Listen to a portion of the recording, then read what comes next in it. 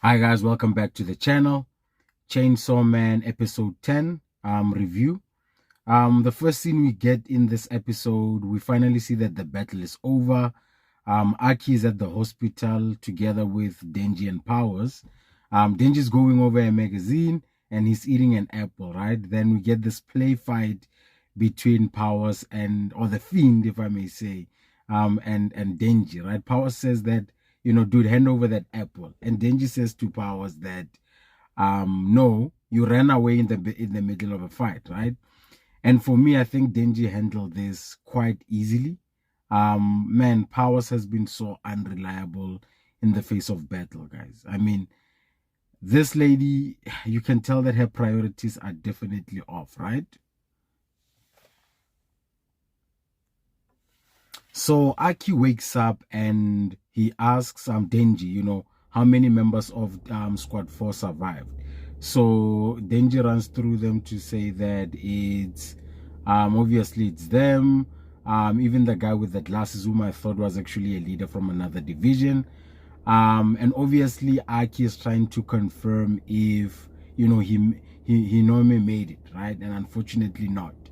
So both of them leave, and then sadly Aki picks up his sword, the one he uses for the cursed devil, and then he asks the cursed devil, how much time do I have?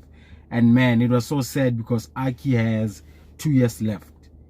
Just think about that, dude. He has 2 years left, and we see him pick up a cigarette and he lights it, and it was so symbolic, man, because think about how Aki started when he joined Division 4. He didn't even want to smoke because he was so filled with a bit of hope.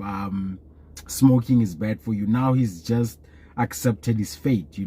Aki is on a suicidal tirade at this point, guys. He just wants revenge on the gun devil, and he will get it at any cost.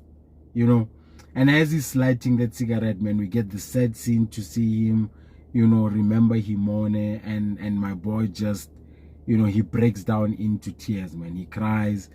He finally moans, Himone, just like she wanted him to moan, right?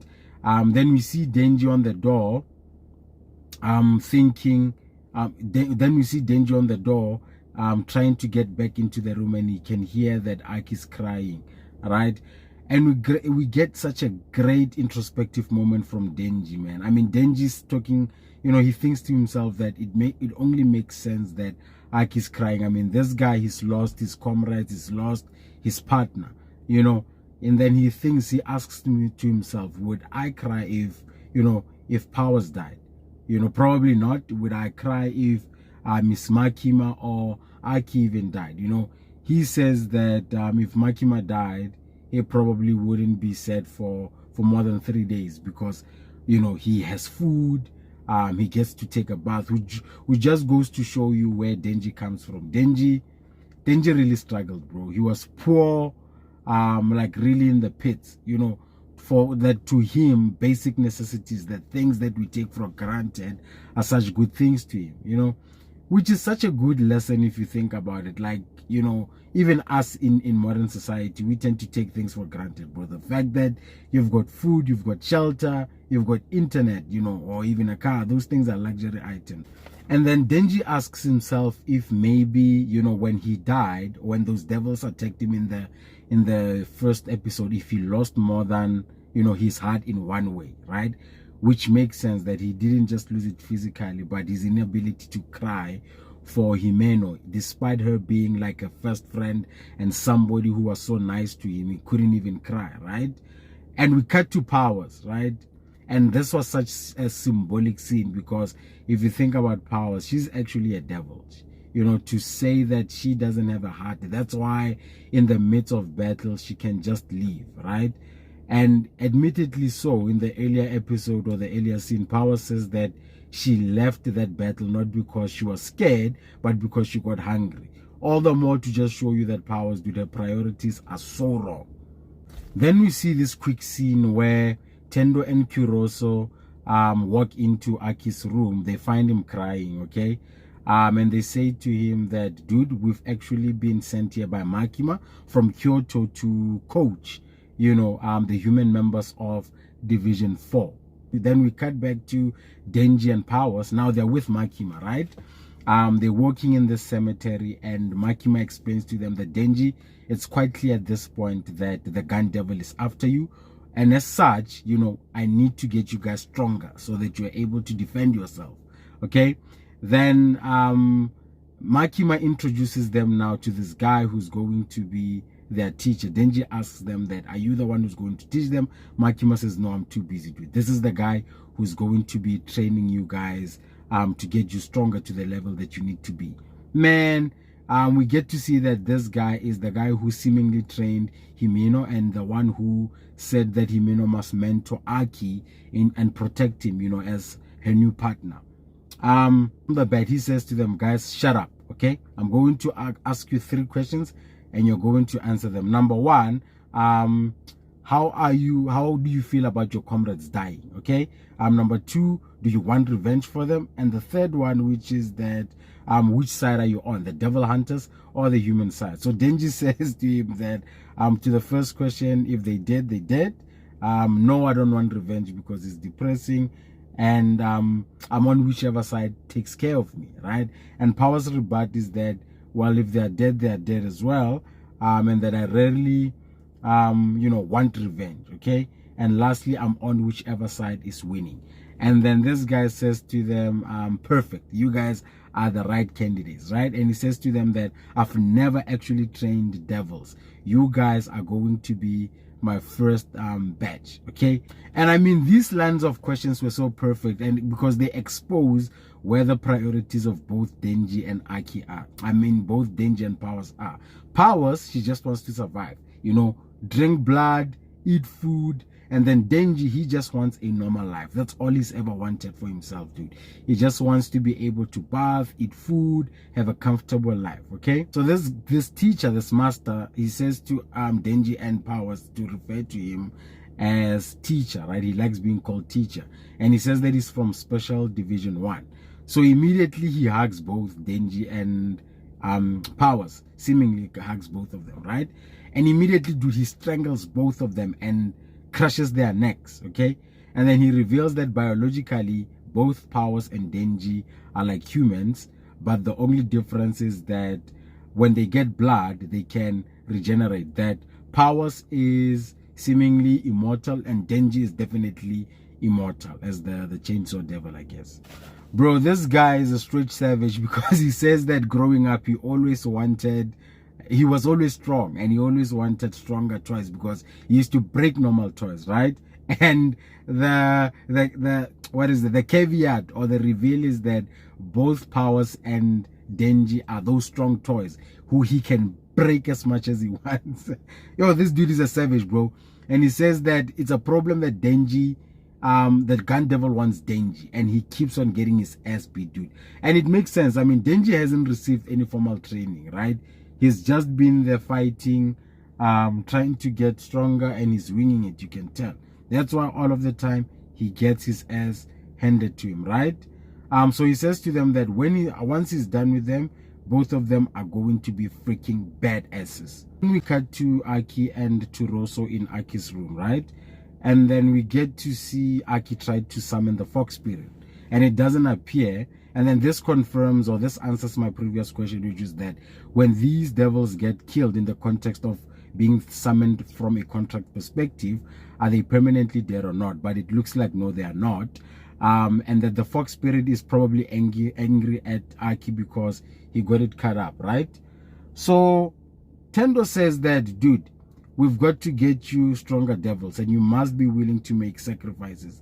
Then Aki says, sacrifices? I mean, at this point, guys, what can Aki sacrifice, man? This guy has 2 years remaining with the cursed devil. So those 2 years, I wonder if it's 2 years of his lifespan, which most likely it is. And then again, every time he uses the fox spirit, it technically takes part of his flesh. So if he's getting a stronger devil, bro, what the hell can Aki give up, bro? Right? And they say to Aki that, are you sure you want to do this, man? You can always resign, retire, and go into private devil hunting, right? Then Aki says that, dude, I've already lost my comrades, I've already lost my family, right? And we see this menacing look on Aki's face, bro. To just see that this guy is in the deep end. He doesn't care if he loses his mind. He's all in. Then we get a cut back to Denji and Powers training, okay, in the cemetery. So it's been a full day, bro, and Powers and Denji look out of it. You can tell that these guys have been beaten. So their teacher says to them that I'll drop by your place the following day, okay. Dude, Denji was so beaten up that Powers literally had to beat his brain back into functioning, right? That's the amount of beating they've been getting the entire day. I mean, Powers even estimates that they've been killed over 20 times throughout the entire day. And that's only an estimate because some of the times she was also dead, right? They walk home and Powers says, dude, can't we run away? And Denji smartly says, no. If we try to run away, these guys are going to give us the actual devil hunting, treatment. So it's not wise. And then obviously they get a bit motivated to say that this guy, man, who the hell does he think he is? We need to start fighting smartly, strategically, right? And I agree. This is the kind of mindset I want Denji and Powers to have in fighting, bro. Brute force, as we know, that it can't always work, especially when you're fighting devils that have superhuman abilities, right? You need to be a bit more strategic about how you do things. So it's the following day. Their teacher then arrives at their place. Then we see Powers with some glasses. I think that's supposed to symbolize that she's now intelligent or she's thinking smartly. And then Denji also has an X right in his mouth. So they're ready. They've got some traps set up for their teacher. Immediately as he knocks on the door, Powers shoots a series of blood arrows. So one of them goes through the door, that guy dodges, and there's about 4 or 6 bottles at the top. Powers tries to hit him from the top, but he manages to break through them. Then, man, Denji's such a dumbass.